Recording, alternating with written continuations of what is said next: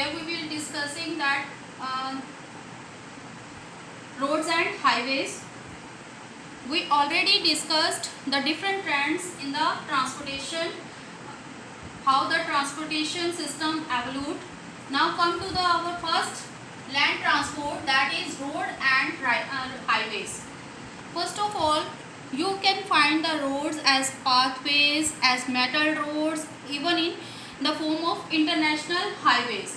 हमें हर तरीके की जो रोड्स हैं वो मिलती हैं, कच्ची पक्की सड़कें और हाईवेज के रूप में. First of all, we will discuss the advantages of the roads. Advantages क्या हैं roads के? सबसे पहले the roads are suitable for the short distances. अगर हमें short distances cover करने हैं, then the which mean will be suitable roads will be suitable. Second, it link farms to the factory. farm को factory से link करती है, फिर factories को जो है market से link करती है. तो इट मीन्स ये जो है वो हर स्टेप को आपस में जोड़ने का काम करती है. थर्ड, जो गुड्स हैं, the goods can be transported door to door services is provided by the roads. Even कि आपको कुछ भी अगर जो कोई भी चीज़ आपको लेनी है या लेने जाना है तो आपको इजीली वो आपके घर तक पहुंच जाती है. जैसे कि आजकल आपको ऑनलाइन सर्विसेज भी मिलती है, तो थ्रू द रोड वो आपको आपके घर तक पहुंचाई जाती है. क्योंकि डिफरेंट मीन्स जो हैं वो लैंड ट्रांसपोर्ट के, रोड ट्रांसपोर्ट के हम यूज़ कर सकते हैं. What is 2 wheeler, 3 wheeler, 4 wheeler, it can be easily reached our houses. Next है easy to carry man and materials. अगर हमें मैन एंड मटेरियल्स किसी भी चीज़ को अगर हमें कैरी करना है, that can be easily transported by the roads. Next है no need of frequent loading and unloading. आपने देखा होगा कि जैसे कोई फैक्ट्री होती है तो वहाँ पर कुछ जो रॉ मटेरियल जब पहुँचाया जाता है तो ज़रूरी नहीं कि वो उसी टाइम जो है अनलोड कर दिया जाए, या फिर उन्होंने जो मटेरियल मार्केट तक पहुँचाना है ज़रूरी नहीं कि उसी टाइम उसे लोड किया जाए. ट्रक्स जो है वो फैक्ट्री में खड़े रहते हैं, नेक्स्ट डे भी लोड होते हैं, अनलोड होते हैं, उससे नेक्स्ट डे भी हो सकते हैं. तो यहाँ पर कोई अर्जेंट नीड नहीं होती कि जैसे ही ट्रांसपोर्टेशन मीन आया है उसको हमें लोड या अनलोड करना है. We can build. नेक्स्ट है can be build in hilly and remote areas. Even in the rugged areas road can be build. आप कितने भी हिली एरिया पर चले जाओ आपको वहाँ पर रोड्स मिलेंगी. अब मोस्टली जो हिली एरियाज है वहाँ पर जो है हमें मेटल रोड्स मिलने लगी हैं.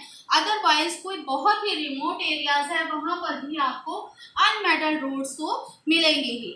एक और है इसमें कि अगर आपको पेरिशेबल गुड्स को शॉर्ट डिस्टेंसेस तक जो है हमें ट्रांसपोर्ट करना है, जैसे कि हमने ट्रक फार्मिंग के बारे में देखा था कि अगर हमें पेरिशेबल गुड्स को मार्केट तक या कंज्यूमर तक पहुंचाना है जो बहुत ही फास्टली करना होता है, उसके लिए भी हमारा जो है रोड ट्रांसपोर्ट जो है वो सबसे ज़्यादा सुटेबल रहता है. अब इसमें एक और क्वेश्चन आपको आता है कि रोड ट्रांसपोर्ट जो है वो रेलवेज के कंपैरेटिवली कैसे जो है ज़्यादा सुटेबल है. सबसे पहले इसको हम ये 2 पॉइंट से देख सकते हैं कि जो रेलवेज हैं उसमें हमारे जो ट्रेन्स हैं वो खड़ी नहीं रहेंगी.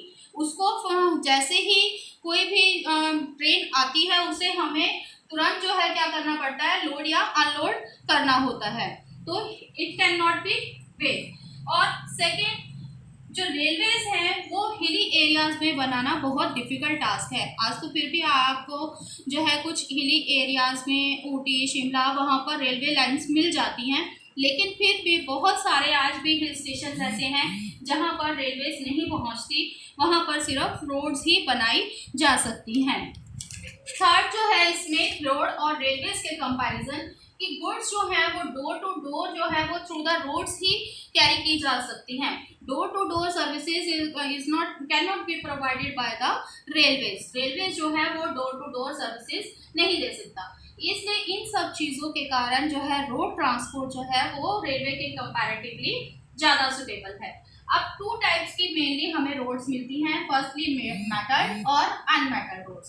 सबसे पहले अगर हम इसमें ब्रॉडली इसको जो है करें तो इसका मतलब मेटल रोड्स जो हैं वो हमारी ऑल वेदर रोड्स भी कहलाती हैं. ऑल वेदर रोड्स मीन्स कि कोई भी वेदर सिस्टम, कोई भी जो है वेदर सीजन हो, कोई भी सीजन है उसमें ये रोड जो है वो वर्केबल होती हैं। बारिश का मौसम है, रेनी सीजन है या कुछ भी अपने ही एरिया में, जिस एरिया में हम रह रहे हैं तो मेटल रोड्स हैं तो हम किसी भी सीजन में उसे यूज़ कर सकते हैं।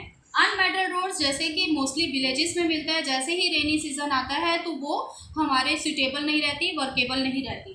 तो दो तरीके की रोड्स मिलती हैं। दूसरा, अगर हम नेशनल लेवल पर देखें तो मोस्टली डेवलपिंग कंट्रीज में हमें फिर भी जो है कहीं कहीं पर अनमेटल रोड्स मिलती हैं, बट जो हमारी डेवलप्ड कंट्रीज हैं उनमें मोस्टली हमारी जो इतनी भी रोड्स हैं वो कैसी होती है, मेटल रोड्स होती हैं।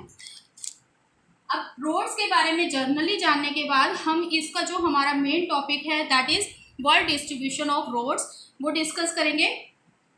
Now we will look at the world distribution of roads. World में जो रोड्स का डिस्ट्रीब्यूशन है वो कैसा है। सबसे पहले कि जो रोड लेंथ है वो according to the desirable length वो बहुत ही अभी भी बहुत ही कम है। नो डाउट कि roads are developed but still they are lacking their desirable length, कि अभी भी जो उनकी डिज़ायरेबल लेंथ है उससे कम है। If we look out the world, the motorable road length is 15 million kilometre. पूरे वर्ल्ड में जो हमारी मेटल रोड्स की हम यहाँ पर बात करें, जो रोड लेंथ है वो कितनी है, 15 मिलियन किलोमीटर है। इस 15 मिलियन किलोमीटर का 33% जो है वो अकेले नॉर्थ अमेरिका में है। So there is very uneven distribution of road length. You can see there is very uneven distribution of road length. It also depends upon number of factors. We will not discuss because it is not related to our content. But here is very uneven distribution of road length. But when we have to compare the countries on the basis of distribution of road, we will not consider the road length, we will consider the road density, because every place is not equal in the area. Area wise जो है वो हर place equal नहीं है, population भी जो है equal नहीं है। लेकिन यहाँ हम रोड की बात करें तो एरिया जो है हर कॉन्टिनेंट का, हर कंट्री का जो है वो डिफरेंट है। डिफरेंट एरिया होने की वजह से अगर हम यहाँ रोड लेंथ की बात करते हैं, एक बड़े एरिया में ये भी रोड लेंथ जो है वो हमें कम लगेगी, जबकि एक छोटा सा एरिया है अगर इसमें ही हमने इतनी लगा दी तो यहाँ पर हमें ऐसा लगेगा यहाँ पर सड़कों का पूरा एक नेट बिछा हुआ है, जाल बिछा हुआ है। तो इस चीज़ को हम कंपेयर करने के लिए हमेशा क्या लेते हैं, डेंसिटी। जैसे हम पॉपुलेशन को जब कंपेयर करते हैं तो हम एब्सोल्यूट नंबर ना लेकर उसकी क्या लेते हैं, डेंसिटी। सिमिलरली जब हमें रोड को कंपेयर करना है तब भी हम उसकी क्या लेंगे, road density. Now what is road density?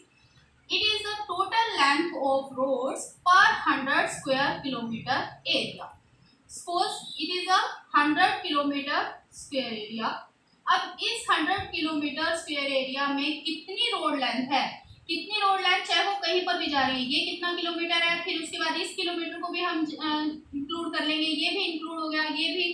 तो इस तरीके से टोटल जो है हम इसका रोड लेंथ ले लेंगे, तो that is road density. 100 square kilometre में कितनी रोड लेंथ है, टोटल लेंथ रोड की हम लेते हैं तो वो हमारी क्या कहलाती है, रोड डेंसिटी। अब रोड डेंसिटी के अकॉर्डिंग जो है जापान जो है वो क्या है, फर्स्ट नंबर पर है। There is 327 million square kilometre पर स्क्वायर किलोमीटर पर 100 स्क्वायर किलोमीटर रोड डेंसिटी। तो यहाँ की रोड डेंसिटी क्या है, 327। सेकेंड नंबर आता है फ्रांस का, थर्ड यूके, फिर श्रीलंका और India is on the 5th number where the road density is 105 kilometre million kilometre. तो इट मीन्स इंडिया की जितनी पॉपुलेशन है और जितना वास्ट एरिया है उसके कंपैरेटिवली आज भी जो है रोड डेंसिटी जो है इंडिया की बहुत ही कम है। तो ये तो बात हुई रोड डेंसिटी की। इसी में एक कंसेप्ट आता है आपका ट्रैफिक फ्लो।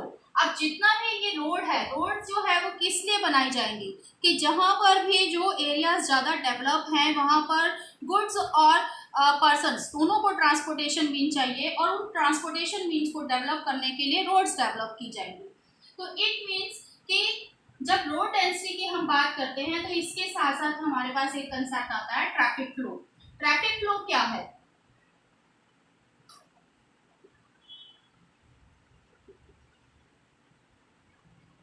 ट्रैफिक फ्लो यह है कि किसी एक अगर आप पॉइंट पर खड़े हो, सपोज ये एक पॉइंट है, यहाँ पर आप खड़े हो, इस एरिया से, इस पॉइंट से डिफरेंट डायरेक्शन में कितना जो है ट्रांसपोर्टेशन मीन्स जो है वो जाते हैं डेली, कितना ट्रैफिक का डिफरेंट डायरेक्शन में फ्लो होता है, that is called traffic flow.